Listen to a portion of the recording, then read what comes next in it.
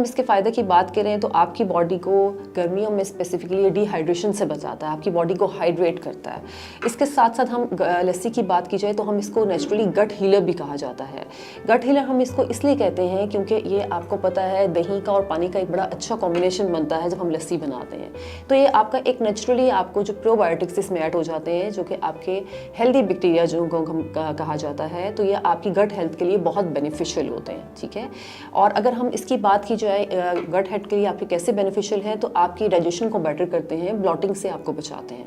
اس کے ساتھ اگر ہم بات کی جائے تو لسی کی کہ لسی کی کون سی فارم جو ہے وہ آپ کس طریقے سے لے سکتے ہیں، دیکھیں ایک آپ کی میٹھی لسی آتی ہے، دوسری آپ کی نمکین لسی آتی ہے۔ میٹھی لسی میں نیچرلی آپ کو پتہ جنرلی ہم اس میں شوگر ایڈ کرتے ہیں، ٹھیک ہے، تو اس سے اس کا انرجی لیول جو ہے وہ تھوڑا سا انکریز ہو جاتا ہے، شوگر سے آپ کو انرجی مل جاتی ہے۔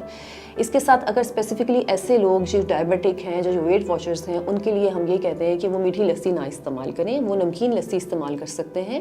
اس سے آپ کو سوڈیم بھی مل جاتا ہے ایڈیشنلی۔ لیکن اگین آپ نے نمک جو ایڈ کرنا ہے نمکین لسی میں، تو اس میں آپ نے ایک سیف لیول سے زیادہ ایڈ نہیں کرنا۔